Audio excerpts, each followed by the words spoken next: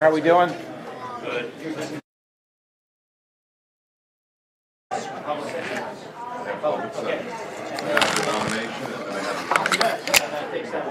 fixed it.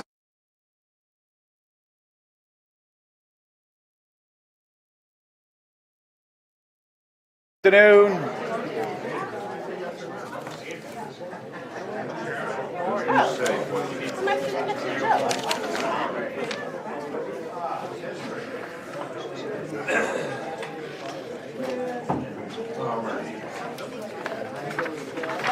The world traveler. The world traveler. You know what? I'm doing it. Good for you. You have 2 of the 3 people who are close. Jim, I get it. everybody here? All right, folks. Good afternoon. We can have everyone's attention, please. You with the Jersey boy. That's me. With the Jersey. I didn't see it. That's your Jersey girl.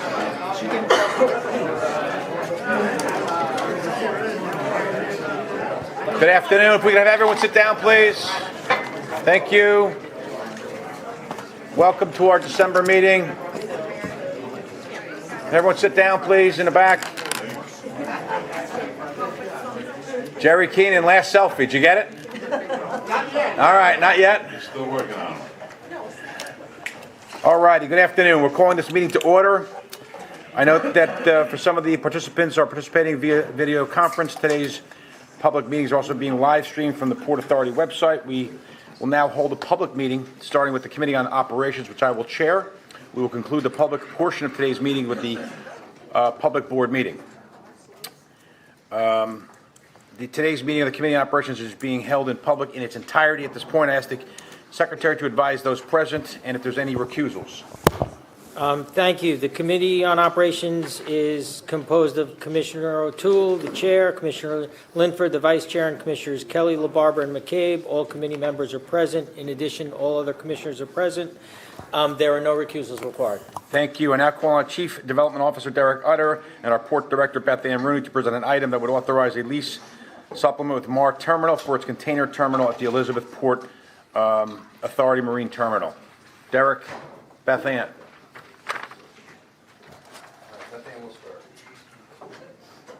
Did she know that? Yes. I did know that, but Okay. I didn't realize how prompt you were going to be. So Really? I should know by now. I get it. So good afternoon, commissioners. We're here to talk about the supplement to Mar Container Terminal's lease with the Port Authority at Elizabeth Port Authority Marine Terminal. We'll talk briefly about the container terminal overview. We'll do an introduction to Mar Terminals and their facility and the background. And then Derek will talk about the key lease provisions and the requested authorization that is before you today. Okay, we're a little behind. So I think, as you know, the Port Authority of New York and New Jersey operates under a landlord port model. So while we have either direct ownership or long-term lease of all of our port properties, we then in turn lease those out to private operators. In doing so, we have 5 major container terminals and 1 smaller container terminal that are operated by 5 different companies across facilities in Newark, Elizabeth, Staten Island, and Bayonne. All totaled, we have over 3,000 acres of terminal property. As you know, we're the #1 port on the East Coast, and we remain the number 2 port in the United States for loaded containers. We also have intermodal rail facilities that you'll hear a little bit more about in a moment. Mar Terminals today operates the largest marine terminal in the Port of New York and New Jersey. The property is about 450 acres, exclusive of property that sits between Mar Terminals and APM Terminals just to the south. that is jointly operated by those two terminals and is known as Millennium Marine Rail.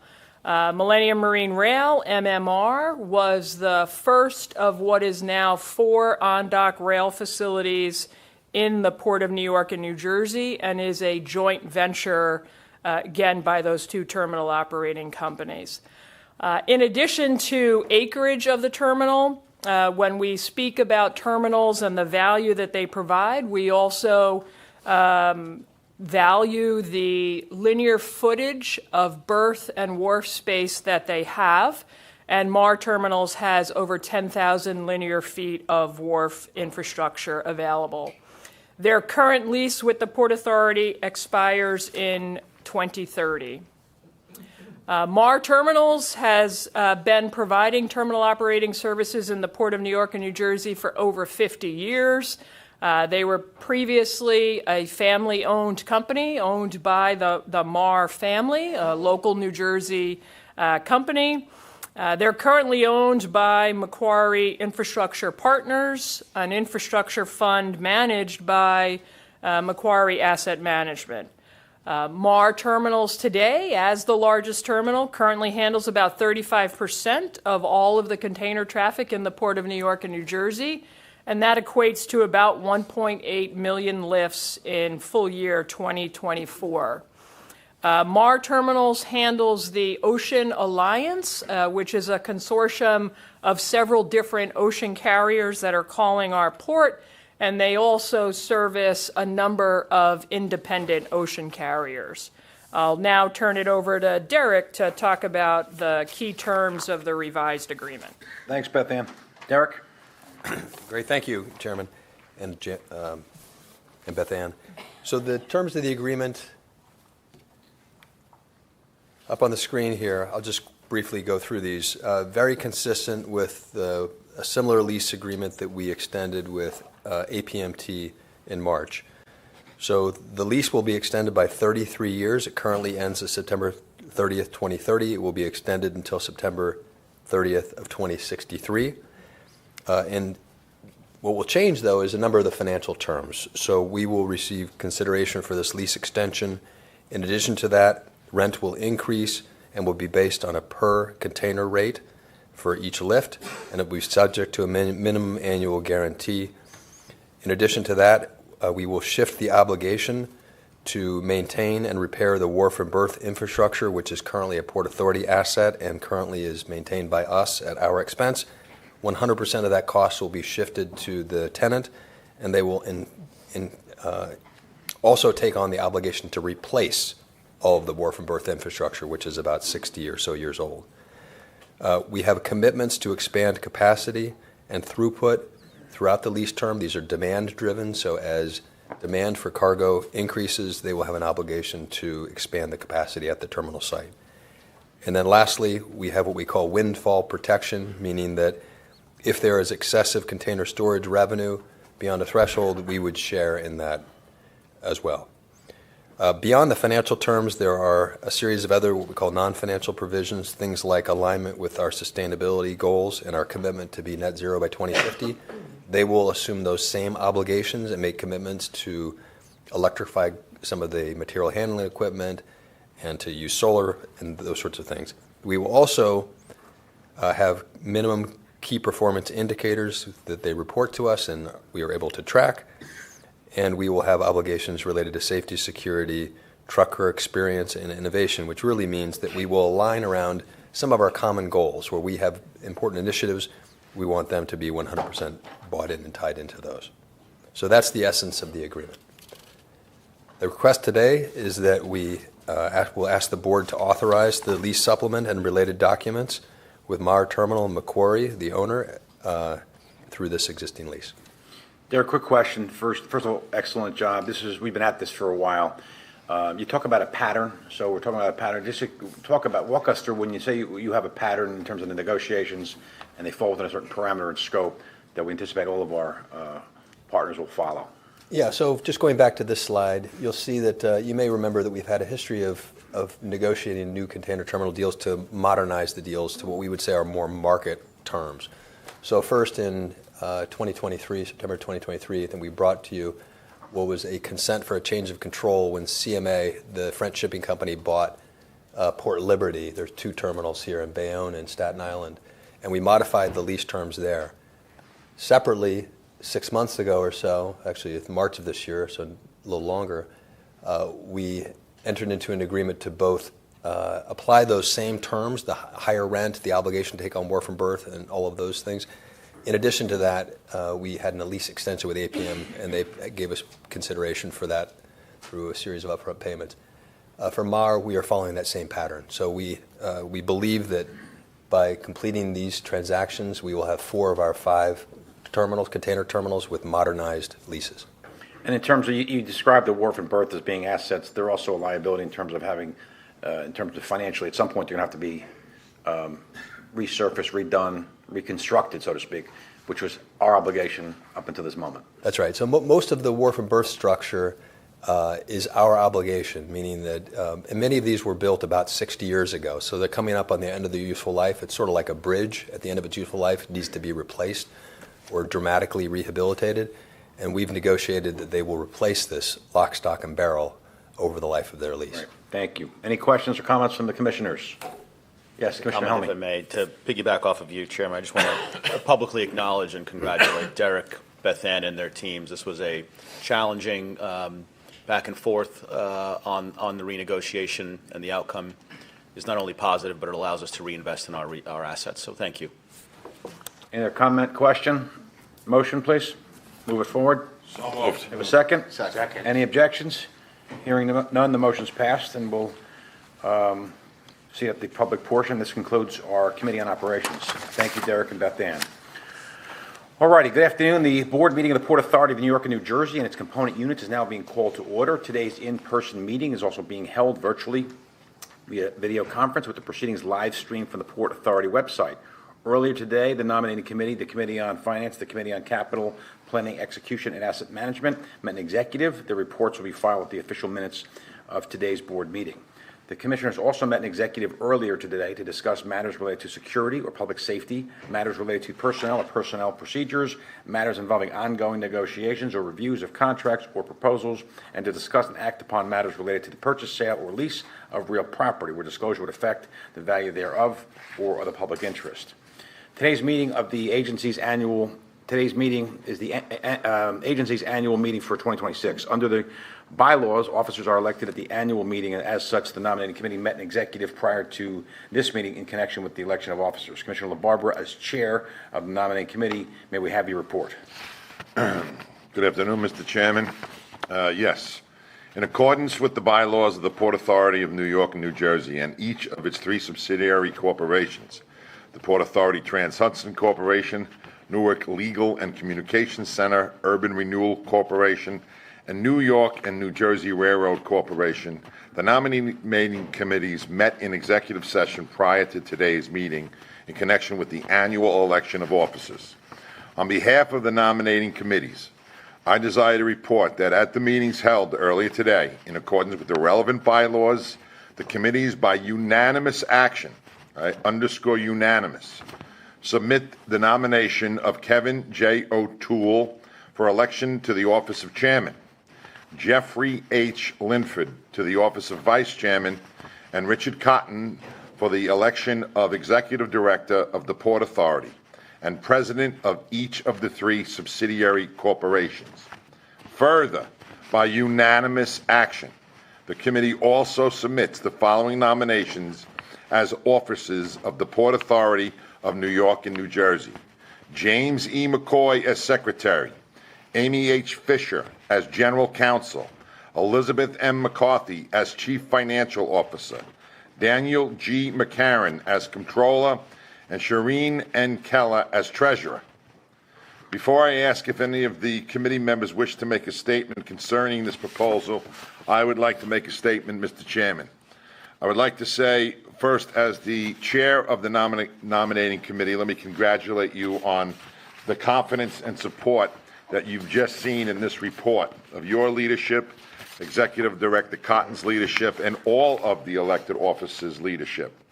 As a commissioner of the Port Authority now for almost 9 years, I just want to share a few of my views. The success of this authority over the last 9 years with the leadership team here at the Port Authority of New York and New Jersey is unparalleled, I believe, in anywhere in any other authority or agency. What we have accomplished because of the leadership of this board and the collaborative nature which comes from the leadership between the chairman and the executive director, the collaboration between the commissioners. We put the best interests of this authority first, and we put the best interests of the people and the public we serve. And it is an honor for me, Mr. Chairman, to submit this unanimous report supporting you, Executive Director Cotton, and all of the elected officers. Now, if any other nominating committee members would wish to make a statement concerning this proposal, now would be the time.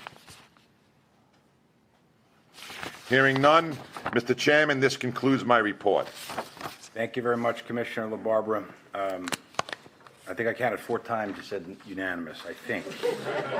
May I have a motion on the unanimous nominations? So moved, Mr. Chairman. Second. All right, all in favor? Aye. Roll call, please. Chairman O'Toole. Vice Chairman Linford. Yes. Commissioner Bollwage. Yes. Commissioner Dominguez. Yes. Commissioner Eve. Yes. Commissioner Fine. Yes. Commissioner Fisher. Yes. Commissioner Helmy. Yes. Commissioner Kelly. Yes. Commissioner LaBarbera. Yes. Commissioner McCabe. Yes. Commissioner Richardson. Yes. All the voices are in order. The item's been approved. Let me just say to my, thank you, Jerry. I thought Artie Cifelli was going to start it, but he didn't. Thank you, Jerry Keenan, for that. You know, I was driving in today, and I was just saying, this is, it's an amazing day in so many ways. I mean, just having the budget that we're going to adopt, the capital, $45 billion capital. And I really just thought about the support this board has given each other and given this agency, working with our leader, Rick Cotton. And we're going to have a further discussion in February about our leader, Rick Cotton, the most unbelievable leader this Port Authority has ever seen. To my fellow commissioners, it has been an absolute honor, privilege of a lifetime. I've done a lot of public service to serve as your chair, to serve as your fellow commissioner. I am so moved by your support, your friendship, your collaboration, your care, your concern for this agency. To my vice chair, my partner, Jeff, this would not have been done without all of us and your leadership, Jeff. I want to thank you very much. And Gary, like E.F. Hutton, when you speak, everyone kind of leans in. They want to hear that. Now, if you don't know who E.F. Hutton is, we have a problem. Talk to Libby. But I do heartfelt thank you to my commissioners for this astonishing vote of confidence. It really, literally takes my breath away. Thank you very much. Much appreciated. Moving ahead. We will now begin with a moment of silence to remember a member of the Port Authority of our family who passed away earlier this month. We lost Michael McNeil, an electrician in the PATH Car Equipment Division who had 21 years of service, working with the Port Authority Trans-Hudson. And as we stand in a moment, I also want to say the folks, the victims who died in Australia, beyond the beach, just horrible, disgusting. The victims who at Brown University, even Rob and Michelle Reiner, the horrible violence that's out there is so breathtaking. And we, as an agency, will make sure we will stand and, first of all, make sure our employees, our people are protected. And the anti-Semitism has just got to stop. It is insane. And we have to stand up and really take note. And I don't mean to step on a tribute to Michael McNeil, but it is so grave in terms of where we are as a society. We all have to stand together as in unity. So please stand in honor of those who have passed away, including Michael McNeil.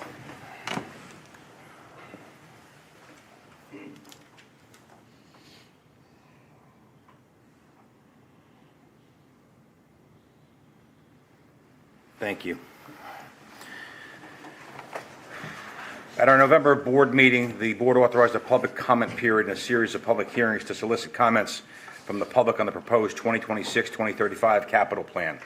The public comment period is closed, and as we stated in November, we would come back in December to take action on these matters. Therefore, Our next order of business is to have a presentation by Derek Utter, our Chief Development Officer, and our Chief Financial Officer, Libby McCarthy, who will present the Port Authority's 2026-2035 capital plan and certain modifications to fees to support the plan for consideration by the board. Those proposals, which were posted on the Port Authority website in November, and was the subject of extensive public comment. In addition, 6 public hearings were held in various locations throughout New York and New Jersey. The public comment period closed today. Derek and Libby will walk us through a summary of those comments and also walk through their own presentations. And if we can first, before we have that, start with a video that speaks to the capital plan. Founded more than a century ago, the Port Authority's mission is to keep the region moving. With a broad array of assets across the region, from airports to seaports, the PATH train, our bridges and tunnels, and the World Trade Center campus, the Port Authority is committed to keeping the region moving. Today, we'll review the Port Authority's proposed 2026 to 2035 capital plan, which builds on the strong momentum set in the previous capital plan to deliver the next generation of best-in-class infrastructure that will continue to advance the region. The Port Authority is financially self-sustaining. It receives no funding from either state and relies on raising the needed funds to construct, operate, and improve its facilities. The past 5 years have presented unique challenges to the Port Authority's operating environment, including revenue impacts from the COVID-19 pandemic, macroeconomic trends including inflation and tariffs, and rising interest rates. Despite these headwinds, the Port Authority drove the ambitious 2017 to 2025 capital plan forward to deliver transformative infrastructure projects across the region, including delivering key aspects of the transformation of the region's 3 major airports, including best-in-class facilities like the new LaGuardia and a new Terminal A at Newark. Rebuilding of the Goethals Bridge and advancing the $11 billion Midtown bus terminal replacement. Critical projects, including the raising of the Bayonne Bridge to increase the capacity of cargo movement at the seaport. Infrastructure investments and expanded capacity across the PATH system, and revitalization of the World Trade Center complex. It was a decade of achievement, but we're not done yet. The Port Authority has proposed an ambitious $45 billion capital plan that continues this unprecedented rebuilding program while maintaining our world-class standard and creating economic opportunity for the region. The 2026 to 2035 capital plan proposes $20 billion in spending across the airports, including the completion of an unprecedented transformation at JFK, including major terminals and brand new AirTrain cars and stations. At Newark Liberty, completing the replacement of the AirTrain and delivering an all-new Terminal B to bring every aspect of the airport up to the same world-class standard set by the award-winning Terminal A. And at LaGuardia, we are committed to elevating the passenger experience at Terminal A while preserving the entire original Marine Air Terminal building from the 1940s, including its rotunda and observation decks, and vastly improving Q70 LGA Link bus access to the airport. These transformational projects in the proposed 2026 to 2035 capital plan are largely funded by private investments, cost recoveries, lease revenues, and fees, which make up 2/3 of our revenues. To support delivery of these ambitious goals, the capital plan proposes changes to airport access fees for for-hire vehicles and for taxis, which will be aligned with fees at peer airports across the country. The proposed modification would increase access fees for for-hire vehicles from $2.50 for each pickup and drop-off to $5 for each pickup and drop-off, effective March 15, 2026.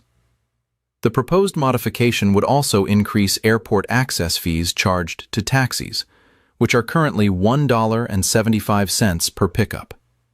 Pickup fees for taxis would increase by 25 cents on March 15, 2026, with further 25-cent increases for each of the 2 following years. The proposed 2026 to 2035 capital plan would drive completion of an $11 billion best-in-class Midtown bus terminal. Completed in 2 phases over the next 10 years, the inspiring, light-filled transit hub of the future will serve the needs of both the commuters and the community.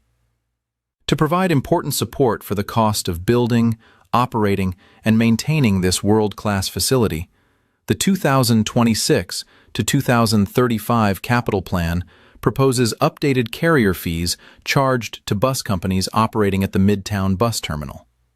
Bus toll structures, which currently group all buses together, would be separated into 3 classes based on vehicle type: minibuses, 2-axle buses, and 3-axle buses. The proposed 2026 to 2035 capital plan would also drive $4.4 billion in state of good repair spending to ensure the resiliency of our crossings for another century, including advancing the comprehensive rebuild of the George Washington Bridge, extensive rehabilitations to the Outer Bridge Crossing and Lincoln Tunnel Helix, and planning for the future replacement of these assets in the 2036 to 2045 capital plan period. To support these critical tunnel and bridge investments, the 2026 to 2035 capital plan proposes phasing out the current $2 Easy Pass discount for autos and motorcycles offered during off-peak hours. The phase-out would take place at 50 cents per year, starting in 2027, and last 4 years. The discount program at the Staten Island bridges would remain unchanged. The truck discount at off-peak hours would remain unchanged, and the calculation of the Easy Pass peak rate for autos would remain unchanged. At the PATH commuter rail system, the 2026 to 2035 capital plan proposes more than $2 billion in key investments, including continued restoration of all tracks, installation of state-of-the-art anti-evasion fare gates, and support for major service increases. Under the proposed capital plan, for the first time in 25 years, all 4 PATH lines would operate 7 days a week in 2026 and offer major service increases, a direct response to feedback from the community calling for increased weekend service levels, including late-night service, and increased service during the weekday rush hours. To support these improvements, the 2026 to 2035 capital plan proposes a fare increase of 25 cents beginning in spring 2026, with additional 25-cent increases each January from 2027 through 2029. PATH's operations are unique. The PATH system receives no state or federal funding and subsidizes 75% of each PATH ride. The proposed increase in fares would provide critical funding for the proposed increases to PATH service. The capital plan we have put forward is a transformational, once-in-a-generation proposal. Every dollar in the proposed plan goes back into visible, tangible improvements that make the region and residents' lives better. We have proven, through the completion of the 2017 to 2025 capital plan, that we are capable of delivering major projects for the region. That ambition continues in the proposed 2026 to 2035 capital plan. Completing priority initiatives and advancing a new generation of projects that will modernize, strengthen, and expand the agency's infrastructure around the region. Derek, Libby? Thank you, Chairman. I'll start out by just providing a little bit of background on the comments that we received to the capital plan since it was released on November 13th. So as you noted, the capital plan was posted in all of its detail, and both on the spending side and on the revenue increases side,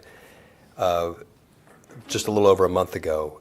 Since then, we've had 6 public hearings between December 2nd and December 9th to get comments. We've also received comments via our website, via social media accounts, and through email. In total, we've received 372 comments from 351 individuals and or organizations. It breaks down as follows. 111 of those comments related to the spending side, the capital plan, and I'm going to walk through the substance of those comments in just a second. 261 of those comments related to the proposed toll, fare, and other fee modifications, which Libby will walk through in a moment. So these comments were reviewed by staff. They were shared with the board, and I would like to just summarize them for the benefit of everyone here today. So out of the 111 comments that we received, they fell into 4 broad categories. The first category was 26 comments expressed support for the proposed capital plan. So we're not going to go into detail on that other than just to note that. The next category is 19 comments that requested an extension of the path to Newark Airport, which some of you know was a project that had been included in the 2017 to 2026 capital plan, but was deferred in 2023 by the board to a future capital plan. The estimated cost of that in the capital plan in 2017 was $1.7 billion. But today, we would expect that to be much higher based on general inflation, but also construction projects have outstripped the increase in construction, have vastly outstripped the cost of the inflation. So the project is complex. It would impact a number of major roadways and other projects that are being undertaken by Amtrak and New Jersey Transit. And today, other airport users have multiple alternatives to use mass transit, albeit not a one-seat ride, to get to the airport. So you may know that the Newark Station Access Project, which will open at the end of next year, has been designed to deliver many of these same community benefits that the Path Rail extension using the path to Newark would have achieved. And given that the construction of the project would be so costly, at least in this capital plan, we would recommend that we keep the proposal that we have, which does not include it. However, the Newark Access Station does not preclude the extension of the path to Newark in the future. And Derek, part of that issue was the air train costs? That's right. The air train cost was really what increased, ended up being $3.5 billion, which increased, and we needed to use that funding in the last capital plan. Which is more than $1 billion more than originally. Yes, that's right. Okay. So the third category comments I'll mention is we received 12 comments relating to the historic Marine Air Terminal at LaGuardia Airport as part of the renovation of Terminal A. So the historically landmarked Marine Air Terminal will remain intact. We may have used words that were inarticulate in the original capital plan book that suggested that only the rotunda would be kept intact, but in fact, all of the historic pieces will be kept intact. The project that we described is meant to replace only the small 1980s prefabricated concourse, which are the gate and the ramp areas. And they were not part of the original Art Deco terminal and are not landmarked. So we are committed to elevating the passenger experience by replacing that portion, but also preserving the original landmarked portions of the building, which date to the 1930s and 1940s. That includes the rotunda and the observation decks. The one way to think about this is the TWA Hotel at JFK Airport, which in 2019 was renovated and preserved the historic landmark elements of the building, but added modern functionality. And what I mean by that is that we left the existing 1962 building entirely intact and added square footage for the hotel. And that's essentially what we would intend to do here. And that project won a number of awards, including the 2019 State Historic Preservation Award for Excellence in Historic Building Rehabilitation. Okay. The last major series of comments, category comments, was we received 10 comments relating to asking that funds be added to plan to provide ADA access in 4 path stations in New York City that are currently not accessible, given when they were built. So the path stations are located in historic areas, in some cases have very limited platform or surface space and or a single egress point. In essence, they're very hard to add any additional access. So as late as 2023, we conducted a feasibility study to address accessibility enhancements at path stations broadly and focused in particular on the vertical circulation options. And we found that there was not a viable option given the geometry of the stations and their proximity to other obstacles like other underground stations. We do, though, think it makes sense for us to update that analysis, and so we are recommending that we reallocate some of the funds to update those studies to look at other new technology or other solutions to make sure that we've exhausted every option for accessibility options. I mentioned at the bottom, we did receive 44 comments for those of you who are keeping track and adding up along. There were 44 comments that were very general or miscellaneous in nature or touched on a single topic that we didn't think was necessary to summarize here. Okay? So I will now pass it over to Libby to talk about the tolls, fares, and other fees.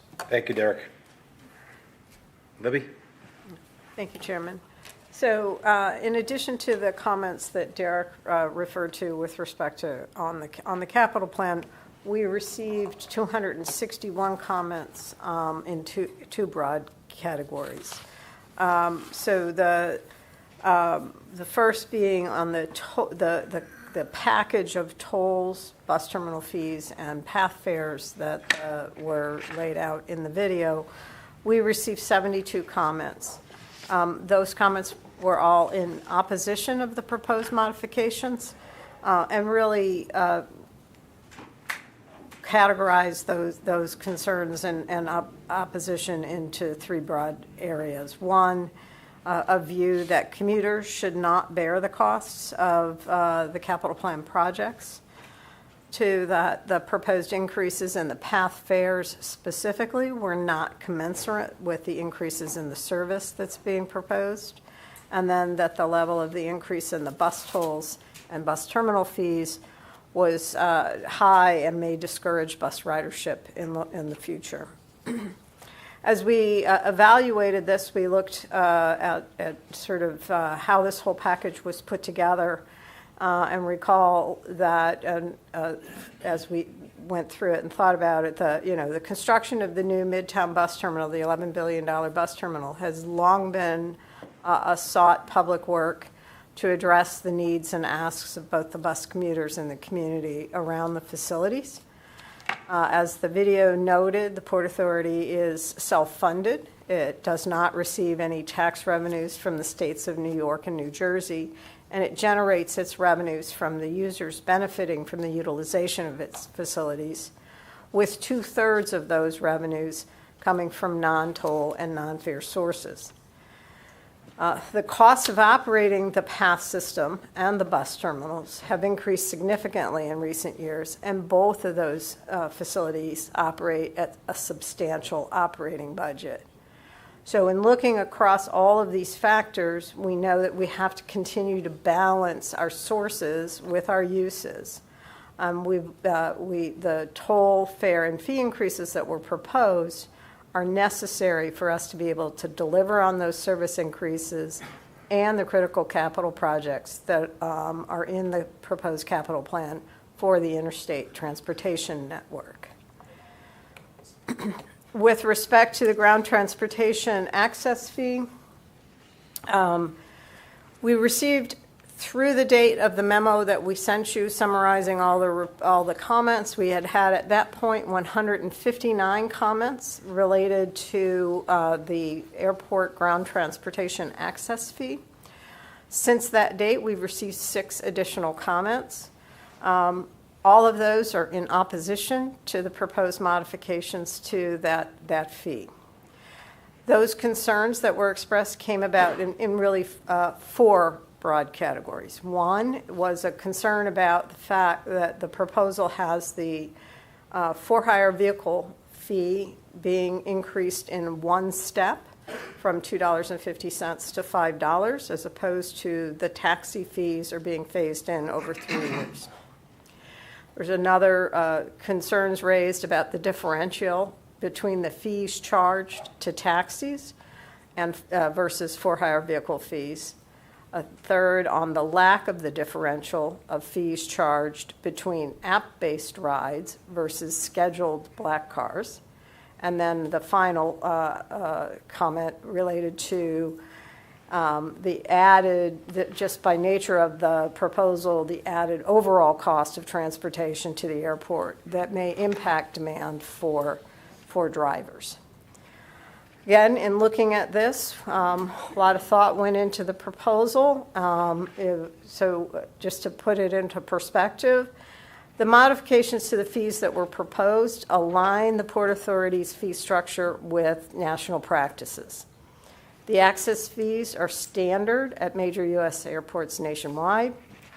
Taxi drop-off fees are not widely used at U.S. airports, but where they are used, they are often lower than the fees for other vehicle types. And when we look at the larger airports, taxi drop-off fees are used. Actually, drop-off, we are not proposing drop-off, we are only doing pickup. And then the proposals for the Port Authority access fees are in line with the peer airports, as was noted in the presentation. Other considerations that we gave is that taxis are an essential access mode for travelers to our airports. Some of our travelers cannot or prefer not to use e-hail or app-based services. A consistent taxi supply is critical to ensuring reliable transportation options at our facilities across the full hours that these facilities operate. Recent gaps in taxi availability, including days with no taxis on site, have highlighted the need for us to provide incentives to maintain taxi presence at our airports across all of our airports. And so the lower taxi fees are important here to incentivize that, and they are also standard at peer airports and are intended to support this critical business for the traveling public. So as we look across all of these comments, what we are recommending to the board today is that there be no changes to the proposed package of bridge and tunnel tolls, bus terminal fees, and the path fare adjustments. With respect to the airport access fees, we are proposing that we retain the ultimate rate structure that was proposed in November and put forward. But we are, in light of the size of the increase related to the for-hire vehicles, we are proposing that we phase those in over a 3-year period in order to provide time for users to adapt to the level of that change. So we're proposing that the pickup and drop-off fee for for-hire vehicles will increase from the current $2.50 to $3.50 on March 15th of 2026, and then to $4.50 on March 15th in 2027, and to $5 on March 15th of 2028. And that scheduled increases for the taxis will remain as proposed, but they will move in their 25-cent increments in that March timeframe as well in each respective year. So were the board to accept this proposed change in the timing of the ground transportation access fee, that would result in a reduction in our capital capacity, the amount of money we have to support the capital plan, of $100 million for the 10-year period. Therefore, to maintain the balance of our sources and uses, the staff are recommending that we reduce the capital spending overall by the $100 million, and we've identified the JFK Future Terminal Redevelopment Project as the candidate for that reduction, reducing it by $100 million to $800 million. So today, in sum, we are asking the board to adopt the proposed 26 through 2035 capital plan of $45 billion, which contains $42 billion of Port Authority direct spend and the $2.7 billion in support of the Gateway Tunnel project, with the modification I just described of the reduction of the $100 million. We're requesting that the board adopt the proposed changes to the tolls, path fares, and bus fees as presented to the board in November of 2025 and as detailed on the Port Authority's website, and to adopt the proposed change to the ground transportation access fee as modified to phase in the for-hire vehicle fees as we just talked about. The proposed changes as modified are estimated to generate about $240 million of incremental annual revenues as they're phased in. So in 2032, the estimate is we would have $240 million of incremental revenue. This is key to us being able to support a key component of this proposed 26 to 35 capital plan. And that concludes my report, Chairman. Thank you, Libby. Any commissioners have any comments or questions? We've discussed this in great detail. We are now going to defer voting on this until after the public speakers program. Our next order of business is we have a presentation by our Chief Financial Officer, Libby McCarthy, who's going to review, come on up, Lib, the proposed 2026 budget, and the budget was posted on the Port Authority website for public comment. Our Chief Financial Officer will provide an overview of those comments. Yes, thank you again, Chairman. So I'm going to start just with an overview of the 2026 budget that we did present in November and posted on our website.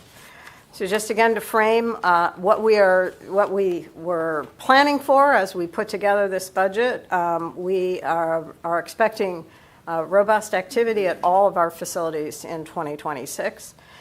The airports are projected to serve 149 million passengers, which would be a new record. TB&T is projected to have 123 million eastbound vehicles using its bridges and tunnel crossings. PATH is projected to have 64 million passengers, or a 9% passenger growth versus the 2025 budget. And that's averaging about 78% of pre-COVID levels across 2026. And the ports are expecting about 8.5 million TEUs, which is continuing its leadership position among U.S. ports. And finally, the World Trade Center site is expecting 60 million visitors on the campus in 2026. So the three key components of our proposed $10 billion budget for 2026 is $2.2 billion for customer experience and operational excellence. This is for the operation and maintenance of our facilities that's focused on best-in-class facilities and customer experience. This also includes the necessary funding for the proposed increases to the PATH service levels that were presented in the video. For security, safety, and cybersecurity, we are proposing our largest ever budget of $1.1 billion. This will provide the Port Authority Police Department and other security-related resources with the necessary tools to adapt to the ever-changing physical and cybersecurity threat landscape. And then finally, as part of the one-year slice of the proposed 2026 to 2035 capital plan, this budget would have $4 billion of spending in 2026 on that capital plan to advance spending on critical projects, including the major ramp-up of construction on the new Midtown Bus Terminal. And I'll talk a little bit more about the specifics on that in a moment. This slide summarizes the proposed 2026 budget. On the right-hand side, you see the uses by type, $4.2 billion in operating expenses, $4 billion in capital spending, $1.7 billion for debt service, and then $100 million for some deferred spending for things like purchasing our fleet, which have more than 1 year's life that we purchase and then amortize. The sources of how we pay for that, how we keep this balanced plan, are on the left-hand side, estimating $7.5 billion of gross operating revenues. And then we are estimating issuing $1.7 billion in new debt and use of existing debt proceeds, et cetera, and then also grants and contributions and passenger facility charges. This slide shows you our projected gross operating revenues for 2026 of $7.5 billion. Key drivers of that increase are our aviation increasing 5.6%, or $216 million versus the 2025 budget. This is driven by activity-based rentals at our airports, higher recoverable operating and capital costs through our flight fee recovery programs, and then that proposed modification to the ground transportation access fees. We have modified this estimate, this budget for 2026 based on our proposal to phase that in. So as compared to what was posted in November, this aviation revenue budget is $42 million lower for 2026. TB&T is the next largest driver of this $7.5 billion operating revenue budget. They have a $123 million increase as compared to 2025, or 5.8%. That's driven by the automatic inflation-based toll adjustments that were previously approved by the board, as well as the previously approved toll modifications that were approved by the board in 2024. And then on top of that, we have an estimated increase in our vehicles, including our truck mix as well. On PATH, $19 million, or 11.2% increase versus the 2025 budget, driven by ongoing ridership recovery, fare increases to fund our major expansion of service, as I mentioned earlier. This slide, again, just to give you a brief look at our operating expense budget, $4.2 billion.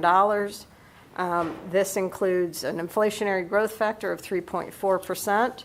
And then on top of that, four different items that were added to the budget.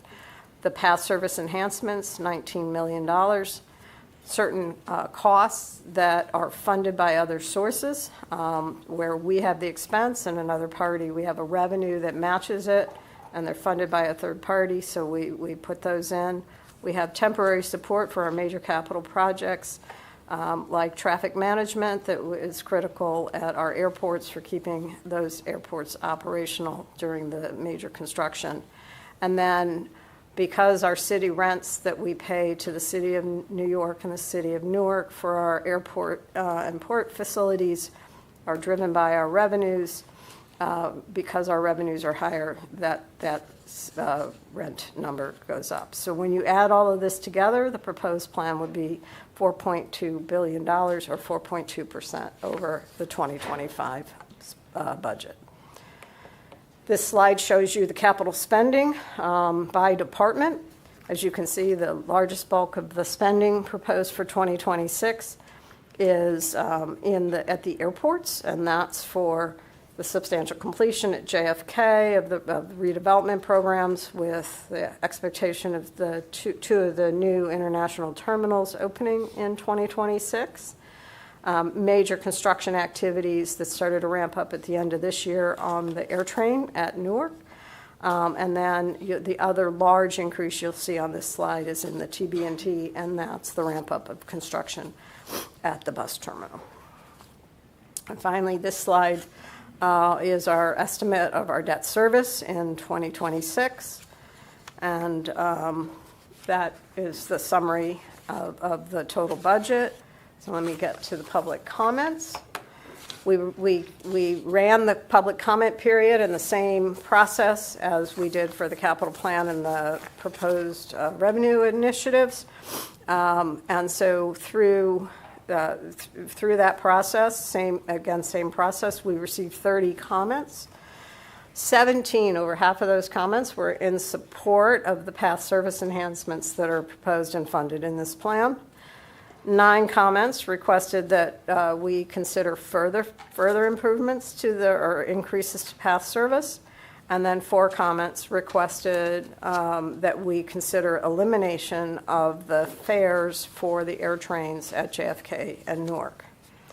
So in evaluating these, we just note that a lot of thought went into making sure we were understanding the PATH service enhancements, the needs of the riders, and the ability to balance that with our need to maintain this system, which is operationally constrained and physically constrained, so that we can do our overnight maintenance in a safe and efficient way. And so the package that we've put together that will be phased in 26 and 27 is what we believe addresses the needs. We've looked at the non-peak weekday service and at those trends, and we don't believe at this time that any modification to service in that time frame is necessary or recommended.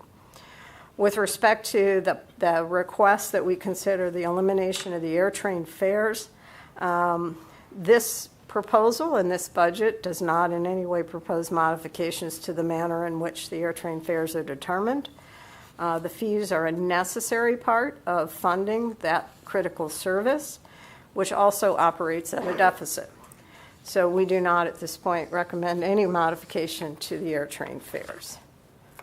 So we are here today to request authorization of the $10 billion 2026 budget, which is modified, as I mentioned, with the reduction of $42 million on the revenues, which has a commensurate $42 million capital spending reduction as compared to the November 13th meeting.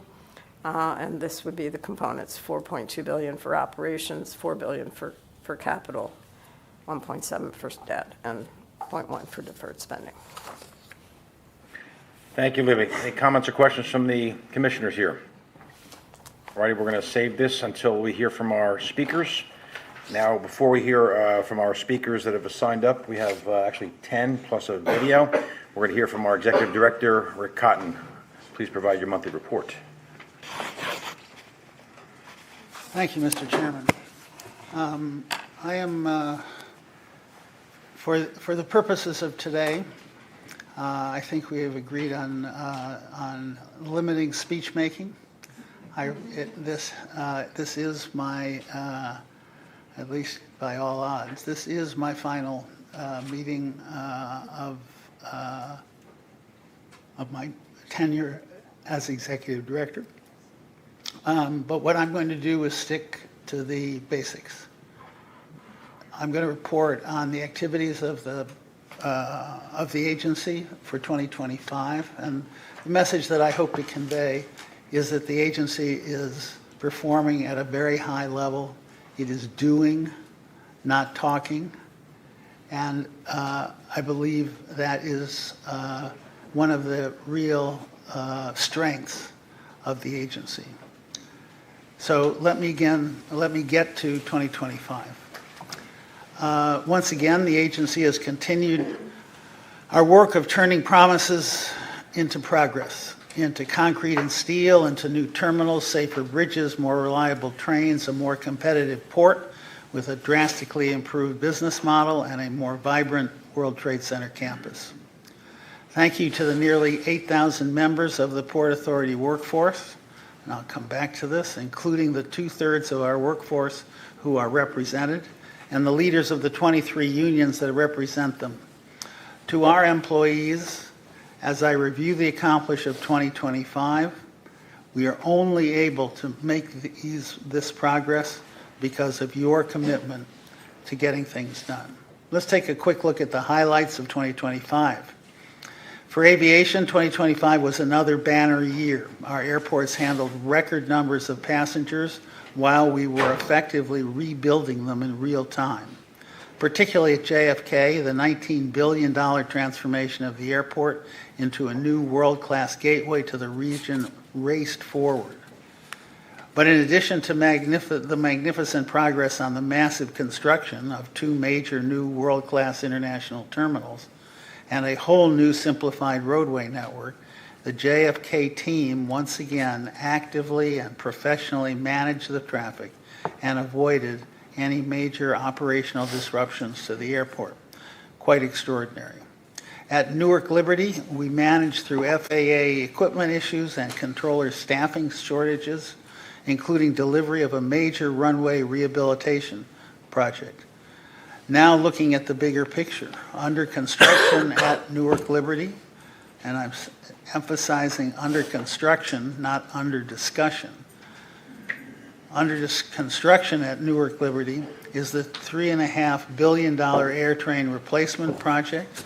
Also underway, under construction, is the Northeast Corridor Station Access Project.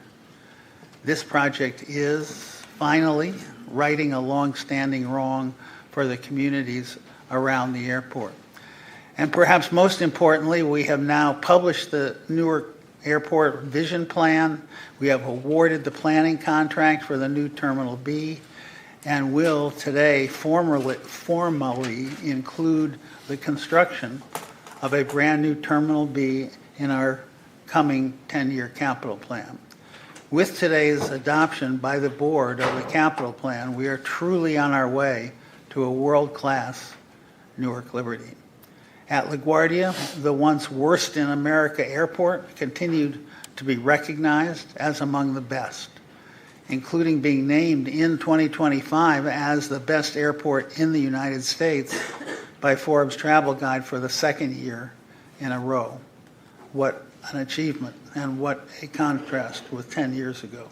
Across our bridges and tunnels and terminals, in 2025, we completed the replacement of all 592 suspender ropes on the George Washington Bridge, and we are now more than 50% complete on the top-to-bottom restoration of this famous crossing. And of course, the Midtown Bus Terminal, after years of controversy and delay, this project is really and truly underway. And in 2025, we achieved together a truly extraordinary milestone. We actually broke ground on the $11 billion transformation of this legacy facility. The year before last, 2024, we had secured all federal and local approvals, awarded construction contracts for Phase 1 and early works. But 2025, this is a transformational project that many believed would never happen. And as of this year, actual construction is underway. At PATH, we are steadily, piece by piece, bringing the infrastructure up to 21st century standards. In 2025, we successfully completed the 28-day closure of Hoboken Station to make critical infrastructure improvements, and we will continue to do so. Then in June, PATH launched the Riders with Disabilities Reduced Fare program, and this month, the new TAP physical card and vending machines rolled out to the public. As the PATH infrastructure upgrade program, PATH Forward, draws to a close this coming spring, we have set the stage for a major increase in service, which you've heard discussed earlier, next year. At the seaport, extraordinary things have been happening in modernizing from top to bottom our financial model and our lease arrangements with our marine terminal operators.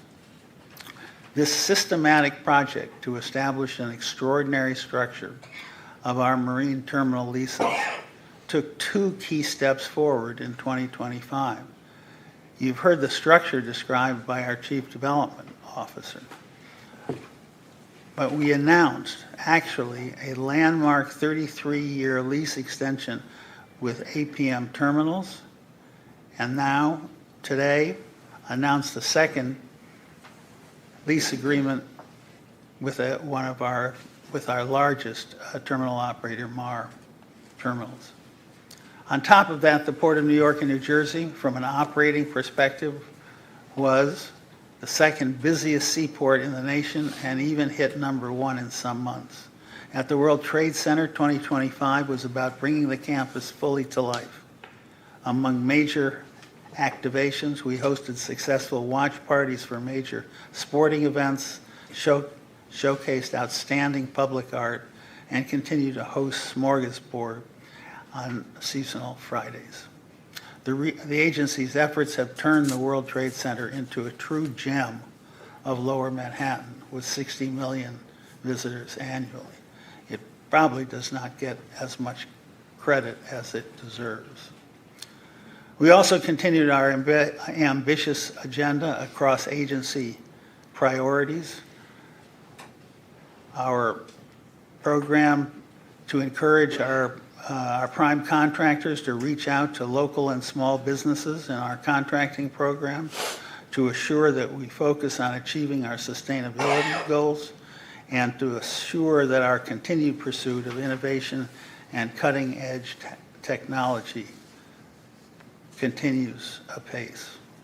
On safety and security, we continue to invest at record levels in security capabilities and strengthen our cybersecurity posture. We now have the largest number of PAPD officers in history who have been extraordinarily effective in delivering safe and secure facilities. We sincerely thank them for their service. Let me turn finally to the proposed 2026 to 2035 capital plan that you have heard so much about today. I hope the commissioners, the staff, and the public will take note of the extraordinary things that have been accomplished during the prior 2017 to 2025 capital plan. This next plan, as previously described by our Chief Development Officer and our Chief Financial Officer, will bring comparable ambitious success. The plan is also built on tens of billions of dollars in private investment at our airports and shipping ports via public-private partnerships. The collective investment, both public and private, is simply unprecedented in the history of this agency. So getting here was not easy. It required hard choices, hard work, budget discipline, and a relentless refusal to settle for anything less than the infrastructure we know this great nation needs and deserves. A big thank you to everyone who had a hand in developing this 10-year capital plan. It will serve the agency well. So with that, Mr. Chairman, I will conclude. Hopefully I can get through this with a thank you, Mr. Chair, to you, to the Vice Chair. A thank you to all the commissioners. Thank you to the Port Authority executive team. And thank you to all of the 8,000 Port Authority employees. Thank you to our partners, public and private. It has been my privilege to serve as Executive Director, and I thank you for that.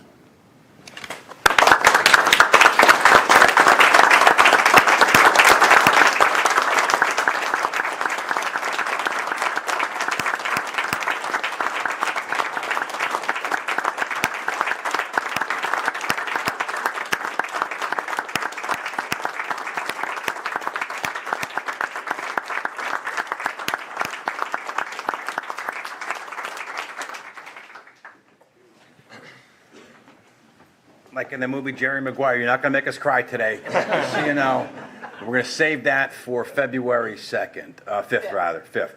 So just for the public's awareness, February 5th, we are going to have our regular scheduled board meeting, and all of which will be taken to properly note and comment on the most amazing individual I've ever met in my life, Rick Cotton. I'm not going to get into it here. I'll save it for February, but I just have to say, Rick, you know, there's on a personal level, and you sent it to me the other day. Rick says we're an odd couple. Yeah, we are an odd couple. There's no doubt about that. You know, in my life, I've had a few chance interactions with people who have changed my life. I met my partner Tom Scrivo in August of '86, first day of law school. I met my wife December 3rd of '93. At a random place in Hoboken. She which is no longer, yeah, it's no longer there. Now it's a bagel shop, believe it or not. The day that I was gifted to see the birth of my son in March of '97 and the birth of my daughter September of '99. And the other one, without being too dramatic, was the day I met that individual in 2017. Transformative is what I would say, you know, and because we are so different. We are different in many ways, but we had this common thread that we had to just do something very different for this thing called the Port Authority. And I remember walking in and seeing Rick, who was, at the time, you read his resume, you're just blown away, so distinguished, so accomplished, what he had done. And for the last 8.5 years, I've had the amazing privilege to be his partner, to work with him as he literally sacrificed his body, mind, and spirit to make sure we drive the Port Authority to its highest level of excellence every single day. Never been done before in the 100 years of this agency. So we're going to find a way in February to kind of put that in a box, say, how do we thank an individual like you, Rick, who is so special, so amazing? I mean, you are a role model for all of us, for our kids. You know, I talk to my kids. My daughter listens, my son does not, but we talk to them about growing up and being somebody like you, Rick. You are, I'm telling you, you are transformational. You are just, you make us all better. You walk into a room, we feel smarter. Well, sometimes we feel dumber, but you make, you do, you increase the quality of a human being by being there. And we're going to talk more of that, Rick.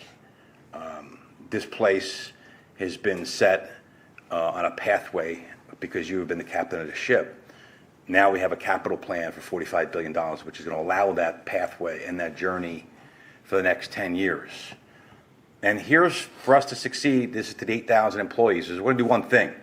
We're going to continue using the rule book that was created by that man, Rick Cotton. What he did every single day, we're going to continue to do every single day. Adhere to your principles, your high standards, your world class, expecting more from yourself and more from us. And that's how we're going to continue to succeed, Rick. So I can go on forever.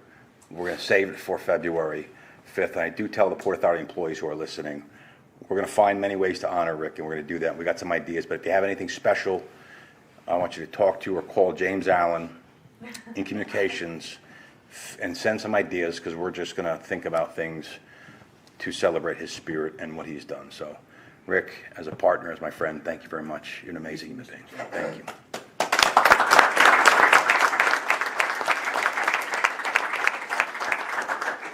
Alrighty, now we have an opportunity, thank you, to hear from members of the public to comment on Port Authority matters. This public comment period, which may be limited to 30 minutes, provides an opportunity for members of the public to present their views directly to the board and not necessarily a dialogue. If you have a specific question, we will direct you to the Public Affairs Department, and we will find the individual to answer your specific question. We are asking the speakers to comply with 3 minutes. Frank, I see you're here. You want to wait to the MAR? You want to talk now? Because MAR is the last vote. It's up to you. If you let me speak now, I'd be appreciative. Sure. First one who has signed up, Frank Giantomasi. Thank you very, very much. I really appreciate the opportunity. Don't get distracted by my informal appearance today. I have other things that I have to attend to, but please focus on my words, because I think it's important to say what I'm going to say today. Good afternoon, Commissioners. Chairman, of course, good afternoon.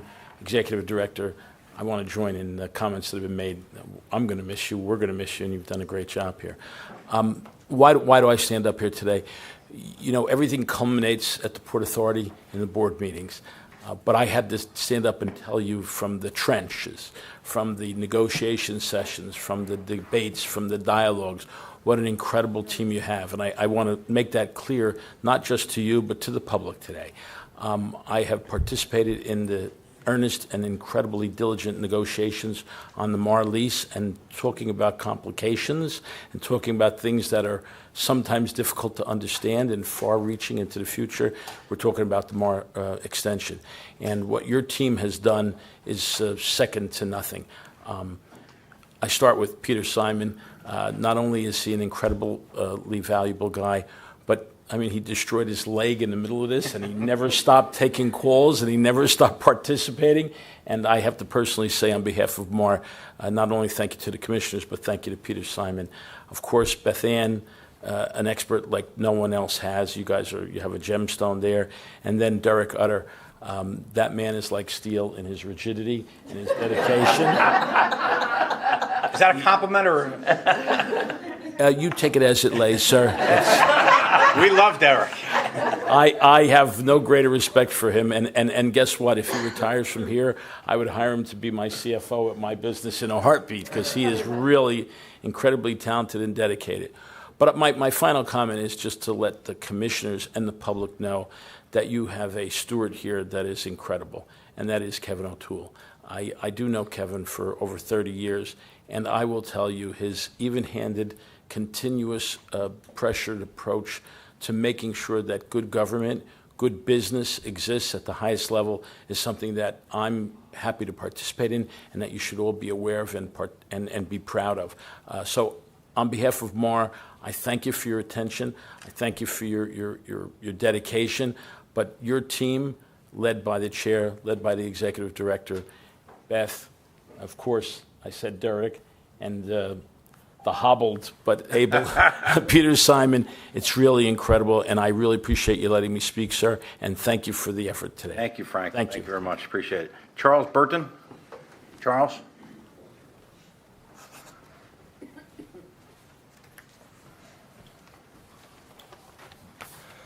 Chairman O'Toole, Vice Chairman Linford, Commissioners. First, I want to congratulate Executive Director Cotton on his years of service to the Port Authority and the region. Your commitment to public infrastructure will be felt for many years to come. My name is Charles Burton, and I'm the Head of Government and Community Relations for LaFrac, one of two partners with Simon of the Newport Partnership in Jersey City, New Jersey.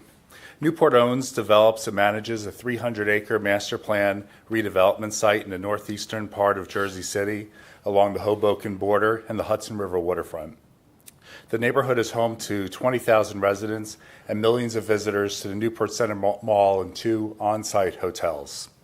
Newport is present today to thank the Port Authority for its commitment to restoring direct weekend service across the PATH system, enhancing weekday service, and its continued investment in Path Forward, which is providing riders with renewed PATH stations such as Newport Station. These investments are game changers for Jersey City and the region. Our mass transit infrastructure, led by the Port Authority, has been a catalyst for housing development, commerce, and connectivity that ensures cohesion in our community. The timing of these service enhancements is prudent, given major events next year, including the World Cup and the American Bicentennial celebrations. Reliable and frequent PATH train service will be a critical piece of the larger infrastructure that the world relies on next spring and summer. For our residents and commuters, it will continue to be a lifeline that serves them daily. Santiago Calatrava, the Spanish architect and designer of the Oculus Transportation Hub, said, "A railway station is something that can generate a city." Given the Port Authority's continued investment in PATH and this critical enhancement of service, our cities in New York and New Jersey will continue to provide much-needed housing, drive our economy, and efficiently move the world through its doors. Thank you again for this significant investment and commitment to PATH service. Thank you very much. Jerry Keenan. Is that timer work? There you go. Okay, great. Welcome, Jerry. Thank you. Thank you very much, Chairman, and thank you for the commissioners for your time today. And before we get started, happy holidays. Happy holidays. I'm Jerry Keenan, the president of the New Jersey Alliance for Action. We were founded back in 1974, and for just about 52 years, we've been working nonstop to secure the dollars and permits to allow environmentally friendly capital construction to move forward as a way to overall improve the overall economy, quality of life, and environment in New Jersey. Before I go any further, I do want to say what a pleasure it was. We had the honor of providing our Eagle Award to Executive Director Cotton in October, the day before Halloween, and it was really a terrific opportunity for us to say thank you to all the great things that you've done as Executive Director. I know you reached the pinnacle of success. You got the Eagle Award and you stepped down after that. We blame you then, Jerry. But honestly, truly deserving what you have done here with the Port Authority of New York and New Jersey, working with the chair and the rest of the commissioners, is nothing short than amazing. So congratulations on your retirement. Sure. Now let's get back to why I'm here today. It really is great to be here today. This is a day in history. It's history. This is a day we're going to tell our grandkids about. Years from now, we'll be able to say we were there the day the Port Authority of New York, New Jersey chose to invest boldly in better service, in safer, more reliable facilities, and a stronger economy. This capital plan is bold, it's necessary, and it's transformative. $4.1 billion just for next year, 2026, and a $45 billion commitment through 2035 is extraordinary. And these investments are going to modernize facilities, they'll improve reliability, they'll deliver better service for millions and millions of travelers and commuters across our region. Just as important, the plan puts people to work, more than 30,000 union construction jobs every year. That means steady, family-sustaining careers and a powerful ripple effect through our economy. We're already seeing that momentum with the EWR Access Project, the new AirTrain planning for Terminal B, the Outer Bridge Crossing, and expanded capacity at the ports Newark and Elizabeth. These projects are strengthening our role as a global gateway for trade and travel. And they won't just serve us for the next decade, they're going to serve generations, our grandkids, our great-grandkids, their grandkids. And they're being built with the smarts and sweat of Alliance for Action members, which makes us very happy.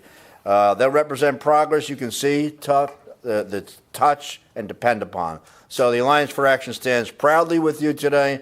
Congratulations on another outstanding year. And I also have to say congratulations to the chair on another term and the commissioners who extended another term. I'm looking forward to working with all of you in the future. Thank you so much for your time. Thank you. Thank you very much. Jeffrey. Come on up, Jeff. Appellator.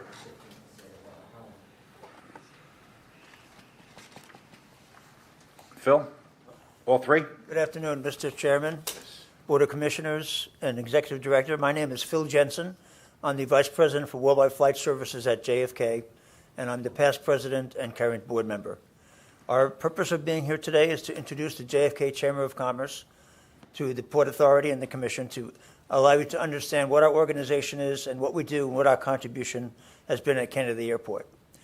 We work in collaboration with the other organizations that are at Kennedy, which include CAMCO, the Kennedy Airport Management Council, the JFK Air Cargo Association, and the JFK Rotary, and about 5 others that form a community that has a very positive relationship with all the federal agencies, and in particular with the Port Authority through the involvement of the Airport Director, Teresa Rizzuto. Our members include air terminal operators, airlines, ground handling agents, construction companies, hotels, security companies, and all businesses associated with any business conducted at the airport. The Chamber also recognizes the importance of the human resource. We have a scholarship we started about 15 years ago with Vaughan College, who have an extensive aviation program that we consider to be a resource for intern and future employees. We've also taken the initiative to be involved with an organization called Edge for Vets, which is an organization that is now nationwide, I understand, working closely with New York City to identify skills learned in the military that are jobs that could serve a purpose at the airports. It's working very well. At this moment, I'd like to introduce my colleagues, Jeff and Vinny, and they will tell you about their businesses. Great. Thank you. Gentlemen, ladies and gentlemen, how are you? Great to be here. Thank you for your time. We'd actually like to present a certificate to Rick. Rick, I am actually the publisher of the Airport Voice newspaper, which you've probably seen. I'd like to think we're the communication between the port and all the different workers at JFK Airport. The certificate, the JFK International Airport Chamber of Commerce, is certificate of recognition to Rick Cotton, Executive Director. In honor of your outstanding professionalism, dedication, and leadership, we present this recognition. Your historic stewardship of the $30 billion aviation redevelopment program created transformative infrastructure and new business opportunities for our stakeholders and workforce during your tenure as Executive Director. Rick, we're going to miss you. This man was around the airports every day. Unbelievable.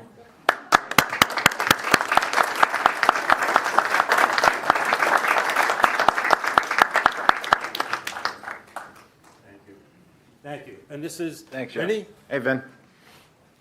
Hello, everybody. It's my first time being part of this committee. Of course, a little bit nervous, but I'm proud of too. So, my name is Wilson Dautai. Call me Vinny. I'm the president of a Fratellini Restaurant Group. We're a local family-owned and operate hospitality business.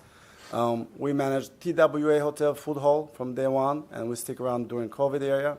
Then now, thanks to the redevelopment concession program that was created from Port Authority in New York and New Jersey, we had a tremendous opportunity to be part of Terminal 4 concession program. It's an honor to be in front of all of you, and it's an honor to be here in front of board meeting and to celebrate the great work that Mr. Cotton has done for all of us, especially for local community and people that are looking to expand in the airport business. And also want to thank the Governor's Office for the business and the workers at JFK Airport. Thank you. Anything else, Jeff? Once again, Mr. Executive Director, we want to say that we appreciate all your efforts at Kennedy Airport. Thank you for making all of the Port Authority airports the top airports in the world, and for your ongoing efforts for the redevelopment at JFK. Thank you again. Thank you. Appreciate it. Jack? Hold on.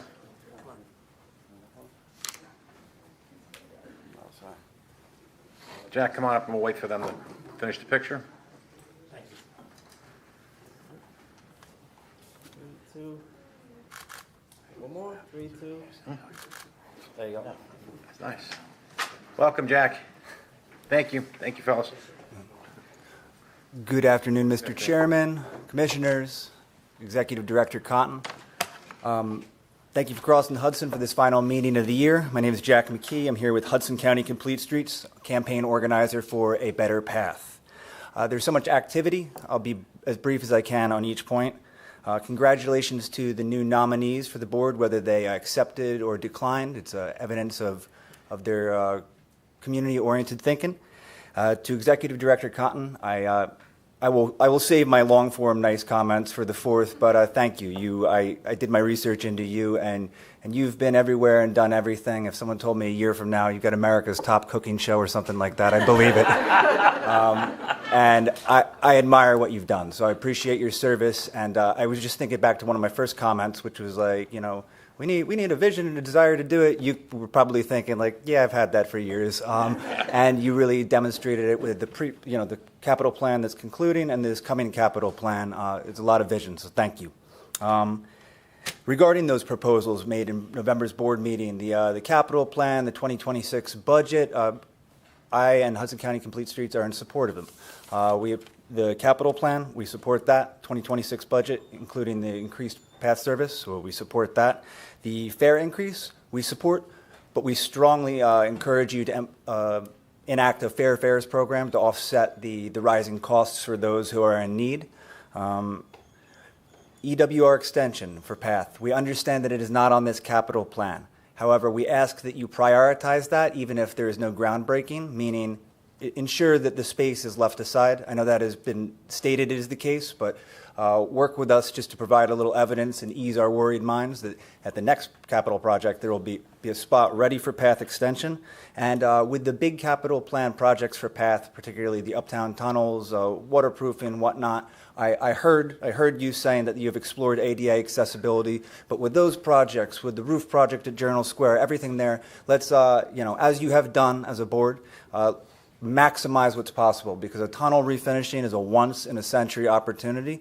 So, and I would like to remain in this area, so I want to make sure that we do absolutely everything possible for PATH and for the community in this once-in-a-century opportunity. Finally, it's been a great year. It's been a great year. We ask that we just, what did I write? We simply ask to continue strengthening the communicative, cooperative relationship that's been established between the PA and PATH riders over the last year. And as you implement these changes, just stay in contact with the riders. Like, I understand no one has a magic crystal ball, but as these changes take place, stay in contact with the riders and adjust accordingly what works, what doesn't, and let's do it together. Happy holidays. Jack, thank you very much. Sohal, Rana? Sohal? Welcome. Thank you. Good afternoon, Chair, Commissioners, and member of the Port Authority. My name is Sohail Rana. I'm here on behalf of the Independent Drivers Guild, representing 200,000 Uber and Lyft drivers across New York, New Jersey, and Connecticut, including more than 80,000 drivers in New York City.